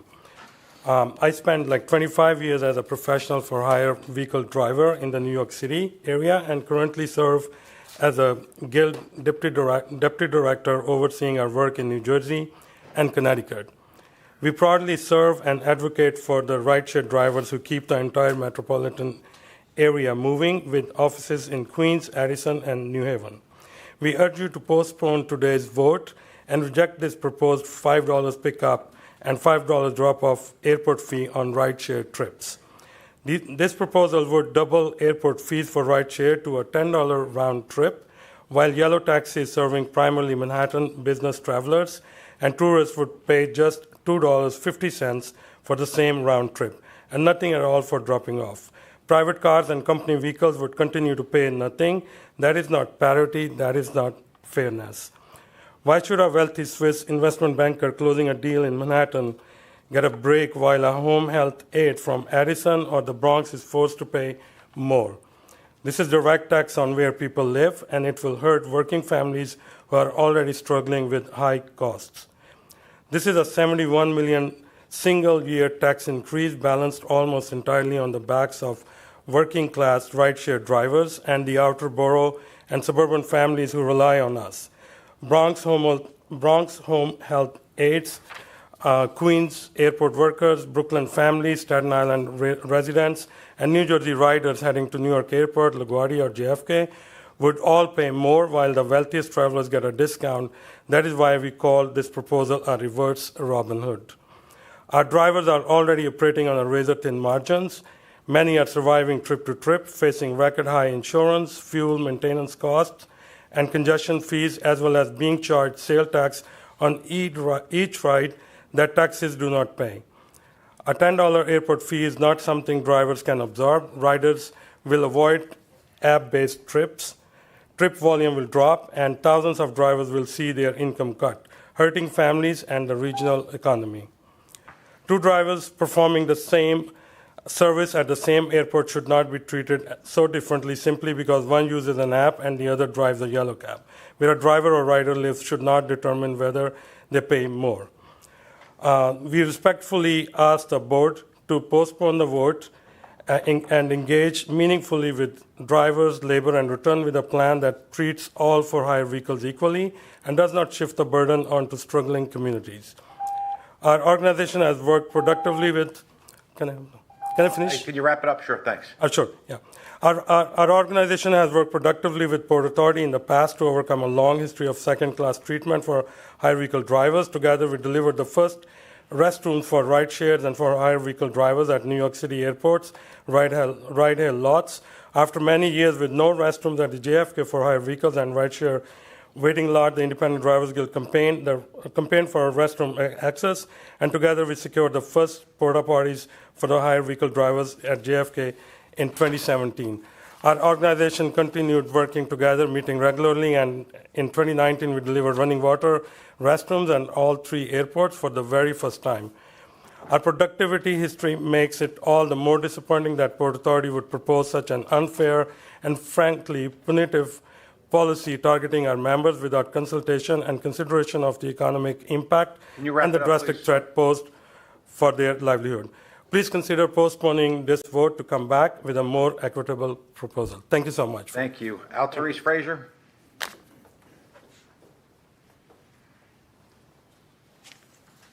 Good afternoon.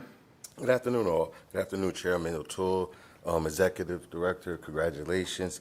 And to the rest of the board. My name is Al Therese Frazier, and I serve as the Northeast Port Campaigner for Pacific Environment. And more importantly, I am also a resident of Newark, New Jersey, and I actually was reared in Elizabeth, New Jersey. I'm today living in the South Ward of Newark, New Jersey, a community directly impacted by port's pollution every day. I wanted to first start by acknowledging the Port Authority's critical role in supporting this region economically and the beautiful work we're seeing done, hearing being done today.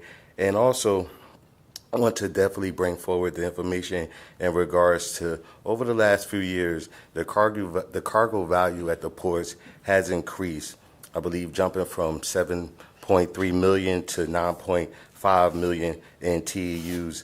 And that growth also comes with the pollution that increases with the increase of the economic value. We want to really have a clean and a balanced way of looking at how we make money, but we also continue to have health and being high and centered in our community. We know by just the port's information alone, ongoing vessels generate half of the NOx emissions at our seaport, 33% of the particulate matter. And then the majority of these emissions are happening while ships are idling up to 2 to 3 days, possibly 4.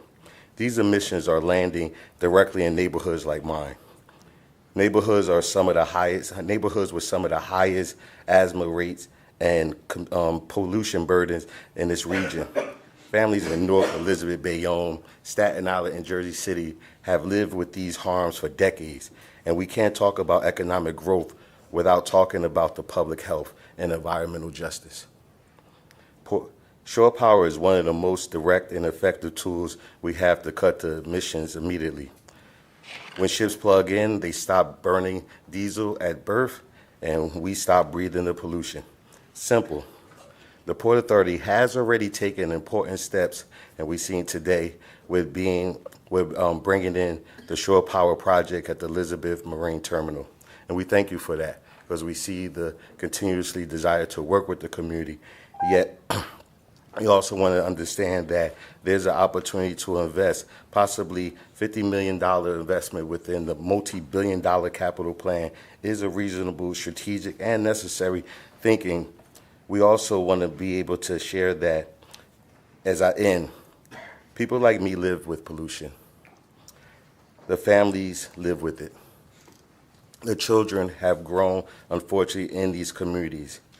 Shore power is not just a technical upgrade, it's a public health intervention and environmental justice priority. I urge that we include the shore power investment in our capital plan and encourage the community partners to be shared in its implementation. Thank you for your time. Thank you. Definitely thank you for your work, and I appreciate it. Thank you very much. Erica Everett? Erica?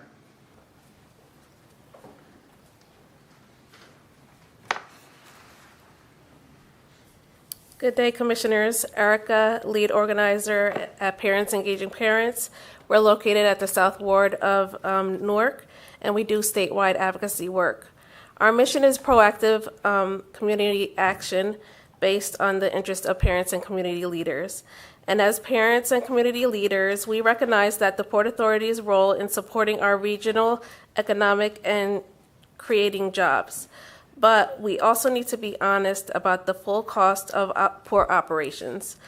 Because right now, families living closest to the ports with their health disparities and disparities in household finances, we are paying. Over the past few years, cargo volumes at the port have grown from 7.6 million to 9.5 million TEUs. With that growth has come increased pollution. And for families like mine, that pollution shows up as asthma attacks, missed school days, missed work days, medical bills, long-term health risks. And it's not abstract, this is real. When a child's asthma flares up, a parent misses work. Families have to pay for their inhalers, doctor visits, emergency room trips, medications, and insurance does not always cover. Over time, these costs add up and deepen economic instability in communities that are already overburdened. I have 2 children. They're studying at Rutgers Newark at the business school. They miss school days. My son often had to sit out from basketball games as he grew up because of his asthma. Some children,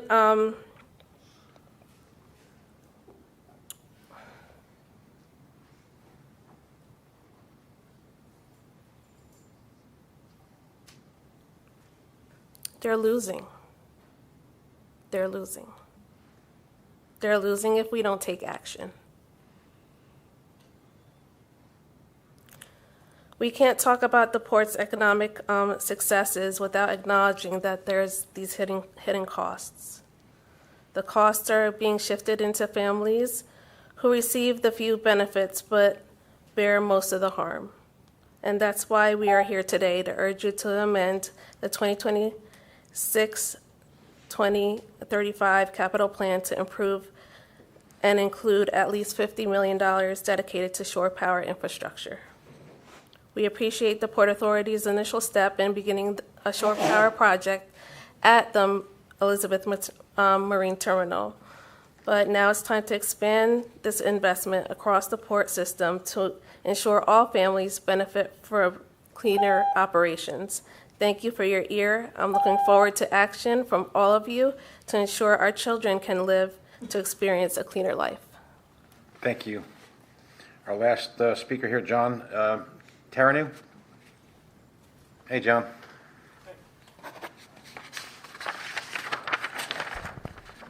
Thank you, Chairman O'Toole, Commissioners, and congratulations, Executive Director Cotton. My name is John Taranu, and I have come here today to say thank you for the investment that is being made into the path. This, I believe, is the greatest single increase in the service this century and far, far beyond.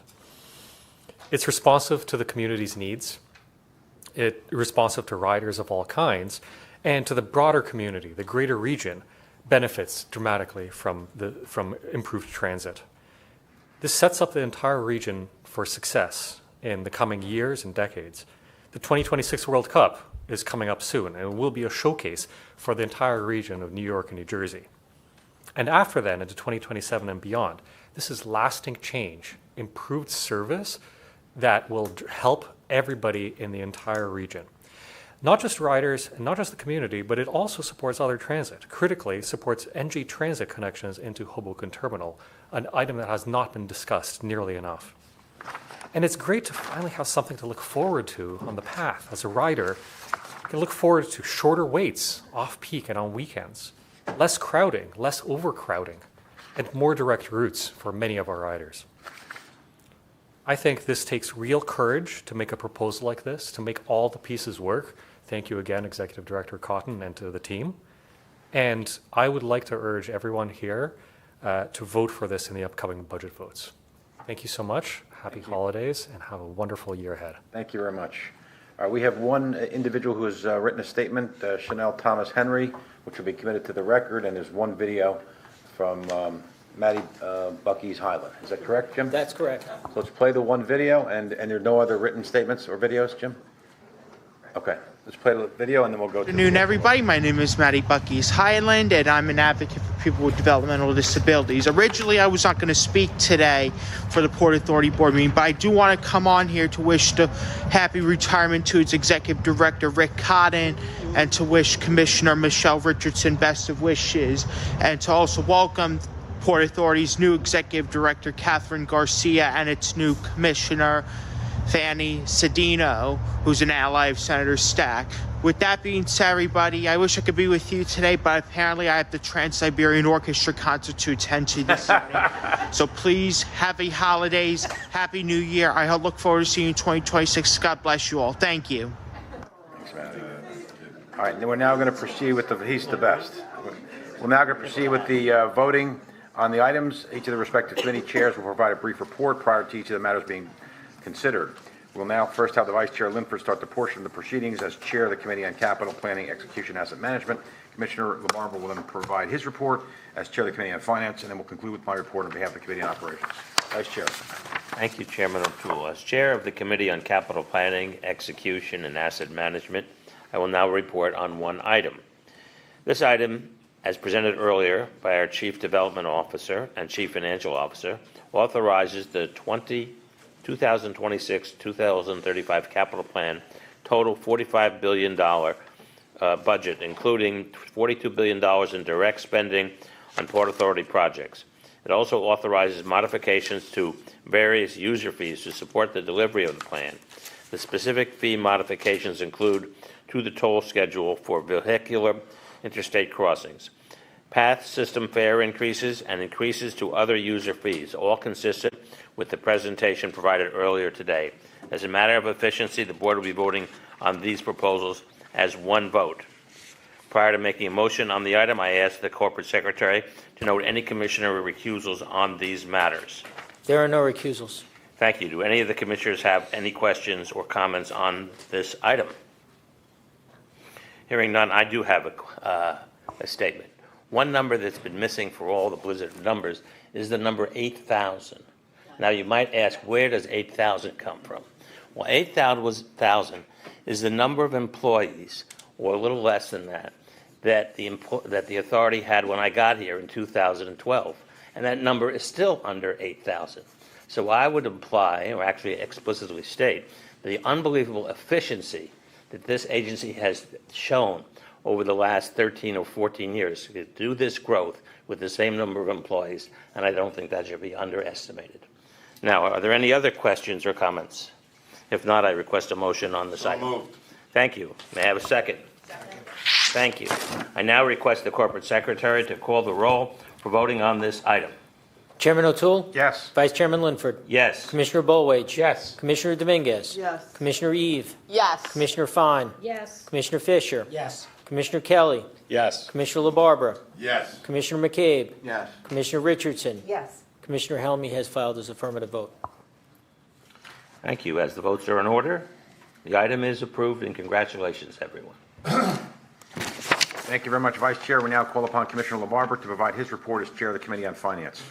Thank you very much, Mr. Chairman. As Chair of the Committee on Finance, I will now recommend an item that authorizes the 2026 Port Authority budget consistent with the parameters described by the Chief Financial Officer during her presentation on the 2026 budget. Prior to making a motion on this item, I ask the Corporate Secretary to note any commissioners' recusals on this matter. There are no recusals. Do commissioners have any questions or comments on this item? Hearing none, I now request a motion on this item. Motion. May I have a second on the motion? Thank you. I now request the Corporate Secretary to call the roll for the voting on this item. Chairman O'Toole? Yes. Vice Chairman Linford? Yes. Commissioner Bollwage? Yes. Commissioner Dominguez? Yes. Commissioner Eve? Yes. Commissioner Fine? Yes. Commissioner Fisher? Yes. Commissioner Kelly? Yes. Commissioner LaBarbera? Yes. Commissioner McCabe? Yes. Commissioner Richardson? Yes. Commissioner Helmy has filed his affirmative vote. As the votes are in order, the item is approved. Next, I wish to recommend to the Board for consideration several items necessary to accommodate the Port Authority's financing plans for 2026. The first two items authorize the establishment, issuance, and sale of consolidated bonds as necessary to effectuate 2026 financing needs. Prior to making a motion on these items, I would ask the Corporate Secretary to note any commissioner recusals. Commissioner Richardson is recused. Do any commissioners have any questions or comments on the items? Hearing none, I now request a motion on the item. Moved. Can I have a second on the motion? Second. Second. I now request the Corporate Secretary to call the roll for the voting on the items. Chairman O'Toole? Yes. Vice Chairman Linford? Yes. Commissioner Bollwage? Yes. Commissioner Dominguez? Yes. Commissioner Eve? Yes. Commissioner Fine? Yes. Commissioner Fisher? Yes. Commissioner Kelly? Yes. Commissioner LaBarbera? Yes. Commissioner McCabe? Yes. Commissioner Helmy has filed his affirmative vote. As the votes are in order, the items are approved. The next two items authorize the establishment, issuance, and sale of consolidated notes as necessary to effectuate the Port Authority's 2026 financing needs. Prior to making a motion on these items, I would ask the Corporate Secretary to note any commissioner recusals. Commissioner Richardson is recused. I now request the motion on these items. So moved. Can I have a second on the motion? Second. I now request the Corporate Secretary to call the roll for the voting of these items. Chairman O'Toole? Yes. Vice Chairman Linford? Yes. Commissioner Bollwage? Yes. Commissioner Dominguez? Yes. Commissioner Eve? Yes. Commissioner Fine? Yes. Commissioner Fisher? Yes. Commissioner Kelly? Yes. Commissioner LaBarbera? Yes. Commissioner McCabe? Yes. Commissioner Helmy has filed his affirmative vote. As the votes are in order, the items are approved. The last item that I am recommending for authorization is a proposed amendment and extension of the Port Authority's commercial paper program, which is due to expire at the end of this year. This program, which has historically been renewed every 5 years, provides a cost-efficient means of providing for capital expenditures on an interim basis. The proposed amendment would authorize up to $750 million in the aggregate in commercial paper outstanding and extend the program for 5 years through December 31st, 2030. Prior to making a motion on this item, I ask the Corporate Secretary to note any commissioner recusals on this matter. There are no recusals. Do commissioners have any questions or comments on this item? I now request a motion on this item. So moved. May I have a second on this item? Thank you. I now request the Corporate Secretary to call the roll for voting on this item. Chairman O'Toole? Yes. Vice Chairman Linford? Yes. Commissioner Bollwage? Yes. Commissioner Dominguez? Yes. Commissioner Eve? Yes. Commissioner Fine? Yes. Commissioner Fisher? Yes. Commissioner Kelly? Yes. Commissioner LaBarbera? Yes. Commissioner McCabe? Yes. Commissioner Richardson? Yes. Commissioner Helmy has filed his affirmative vote. As the votes are in order, the item is approved. Back to you, Mr. Chairman. Thank you, Commissioner LaBarbera. As Chair of the Committee on Operations, I'll now present 3 items under the committee's purview. I present a resolution that would provide and authorize a proposed lease supplement with the SWF Development LLC for the development of an additional 10 acres of undeveloped land at New York Stewart International. Do we have any recusals? There are no recusals. Great. Any questions or comments? Motion, please. So moved. Second. Second. Roll call. Chairman O'Toole? Yes. Vice Chairman Linford? Yes. Commissioner Bolwich? Yes. Commissioner Dominguez? Yes. Commissioner Eve? Yes. Commissioner Fine? Yes. Commissioner Fisher? Yes. Commissioner Kelly? Yes. Commissioner LaBarbera? Yes. Commissioner McCabe? Yes. Commissioner Richardson? Yes. Commissioner Helmy has filed his affirmative vote. Votes are in order. Item's been approved. Second item, I present a resolution that would authorize the approximate 10-year lease at market rates with Sims Metal East LLC lease for the storage of salt at Port Newark. Any recusals? Jim? No recusals. Any questions or comments from the commissioners? Motion. So moved. Second. Second. Roll call. Chairman O'Toole? Yes. Vice Chairman Linford? Yes. Commissioner Bolwich? Yes. Commissioner Dominguez? Yes. Commissioner Eve? Yes. Commissioner Fine? Yes. Commissioner Fisher? Yes. Commissioner Kelly? Yes. Commissioner LaBarbera? Yes. Commissioner McCabe? Yes. Commissioner Richardson? Yes. Commissioner Helmy has filed his affirmative vote. All righty, since all the votes are in order, the motion's been approved. The last item presented earlier today by our Chief Development Officer and Port Director authorizes a lease extension with Mar Terminal LLC at the Elizabeth Port Authority, a marine terminal consistent with the terms described to the committee. Do we have any recusals? There are no recusals. Any comments or questions from the commissioners? Motion, please. So moved. Second. Second. Roll. Chairman O'Toole? Yes. Vice Chairman Linford? Yes. Commissioner Bolwich? Yes. Commissioner Dominguez? Yes. Commissioner Eve? Yes. Commissioner Fine? Yes. Commissioner Fisher? Yes. Commissioner Helmy? Oh, sorry, Commissioner Kelly? Yes. Commissioner LaBarbera? Yes. Commissioner McCabe? Yes. Commissioner Richardson? Yes. Commissioner Helmy has filed his affirmative vote. As the votes are in order, the item's been approved. There being no further business, we move to adjourn. We have a motion? Motion. Second. All in favor? Aye. Aye. Meeting's adjourned. Happy Happy New holidays, Year. Happy New Year, Happy Hanukkah, everybody. Cheers.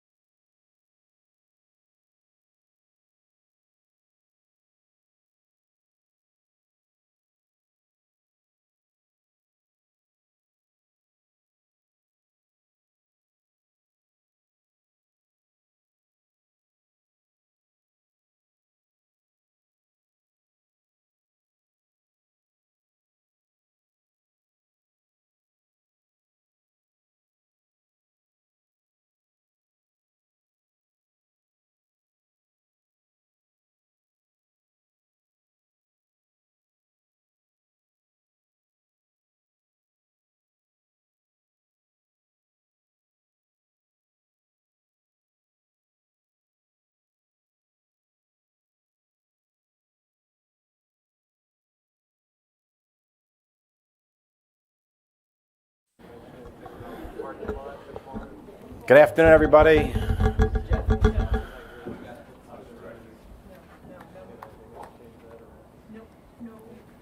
All right, Tom, let's go. Good afternoon, everyone. We'll start our Q&A. Our first question is Colleen Wilson with the record.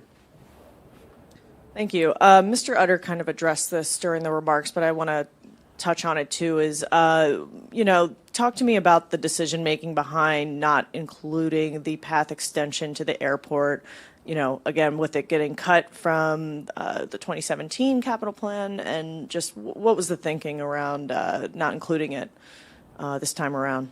I mean, look, it's a long discussion. We've had, everybody has an interest in having the path extension. The reality was when the AirTrain came out over $1 billion over what was projected, it became financially impossible. We think with the Newark Access coming online late 2026, it should address some of these very issues, but we haven't ruled out having, the path extension employed at some point. Certainly have it earmarked for the next capital, as far as I'm concerned. And just one other thing. Could you, Mr. O'Toole, speak to, have you spoken to Ms. Garcia? What have those early conversations been like, and just your reaction to her appointment? Yeah, look, I don't want to go too far into, I'll talk about, capital and budget. I will tell you that I have had a conversation with Catherine Garcia. I've had a meeting with Catherine Garcia. I had a meal with Catherine Garcia. I know her background, a really impressive individual, and looking forward to working with her in the future.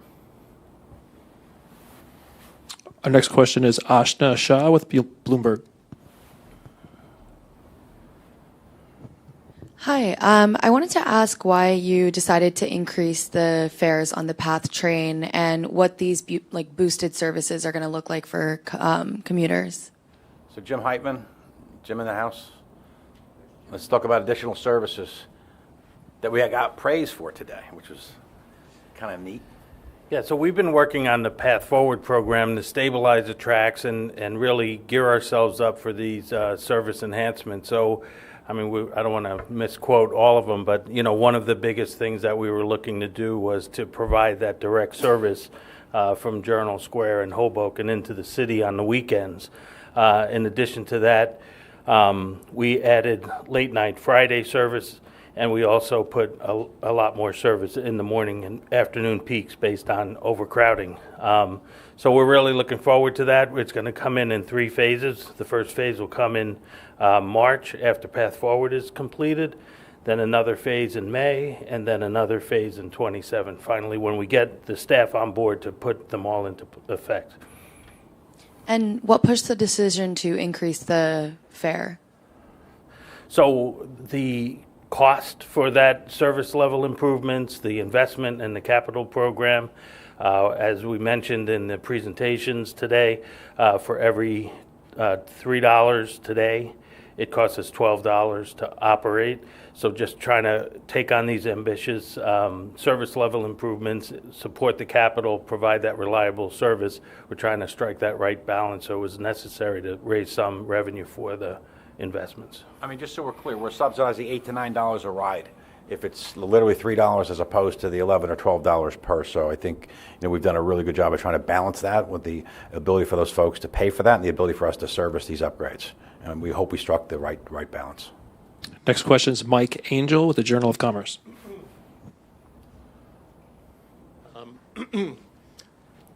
Regarding a different mode, regarding the MAR lease extension, of course, congratulations on that. I know that was a lot of work. Can you speak about the capacity commitment that they've made? I mean, how many more lifts, what percentage increase from the 1.8 million lifts that they did in 2024 are you expecting, say, over the term of the lease, and how are they going to be able to do it when they're effectively constrained at 450 acres? Yeah, so Mike, the lease itself does not have specific capacity level thresholds in it, but what they've committed to is demand-induced capacity improvements over the term of the lease. By having a 33-year lease, it gives them the lanes that they need in order to invest in the infrastructure, in equipment, and in additional capacity, and then amortize that cost. We believe, our estimates tell us that within the footprint, 450 odd acres of MAR terminals, that they could almost double the capacity of the terminal through densification. And as you know all too well, that will come with longer operating hours, which we need the rest of the supply chain to support as well. Mike, let me just add to that. So we would be remiss if we didn't thank, obviously, which we have Derek and Beth Ann and certainly our counsel, Amy, on the hard negotiations. And I think it was just representative of what we do at the Port Authority. Those are hard, ferocious, competitive, sometimes, I wouldn't say combative, but really, really intense negotiations. And these people in this room, led by Rick Cotton, made sure that the deal was struck in a way that would be responsible, fair, and that the port was going to get the fair share of what they were owed. But it was incredible negotiations. And it sounded like somebody from the other side even congratulated you. Hard to on believe. the hard Yeah, negotiations. very hard, and he did say that. Maybe just on sort of one follow-up on that, you mentioned that there's sort of a $1.2 billion CapEx commitment by the MTOs out there, just that the capital that they're expected to provide to upgrading and as part of their lease negotiation. Is that correct? Not specific to MAR terminals. Well, so no. So for what we know will happen is that the terminal operators are now required to take over the berth and wharf maintenance.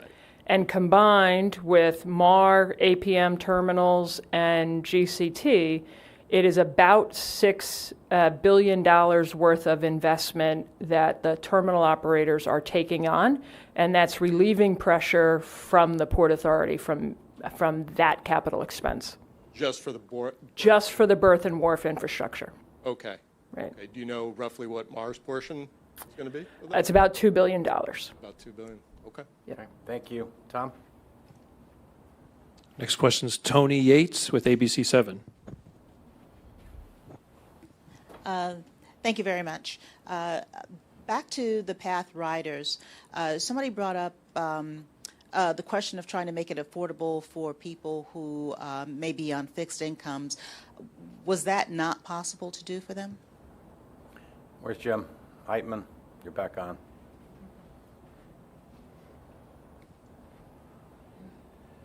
So we can get you information about the discount programs that we have in place. We took those comments, we go back and we review them from time to time, but at this point in time, we're not implementing that, but we will always look to study that and periodically as we move forward. Thanks, Jim. Tom? Next question is Teresa Priolo with Fox 5.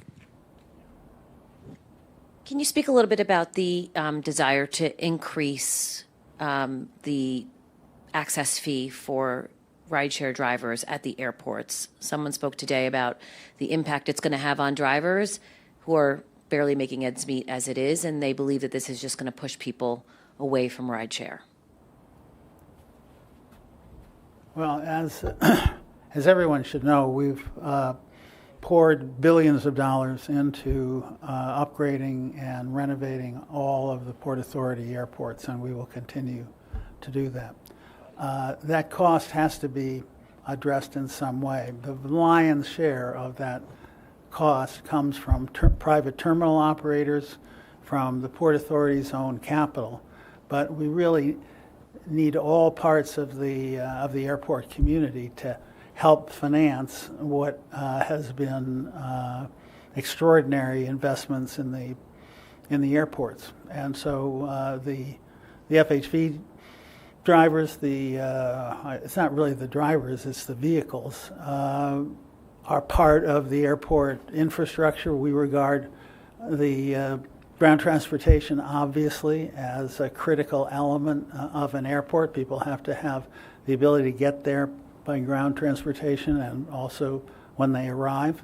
And so we looked at what other large airports around the country are doing, and we have been at about a third of the level of what the other large airports are doing. And so what we've done is to really try to bring our airports up to where our other peer airports are, and that's what we're in the process of doing.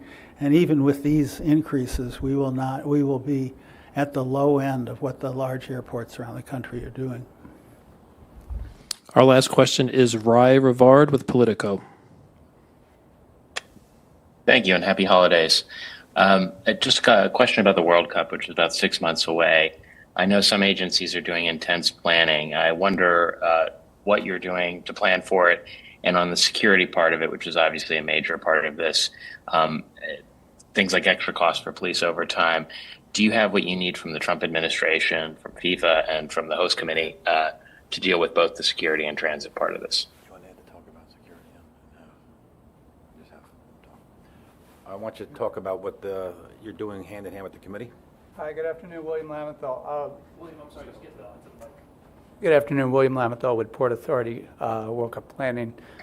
We work very closely with the New York, New Jersey Host Committee and our regional stakeholders for the development of an integrated transportation mobility plan in the lead up to the World Cup.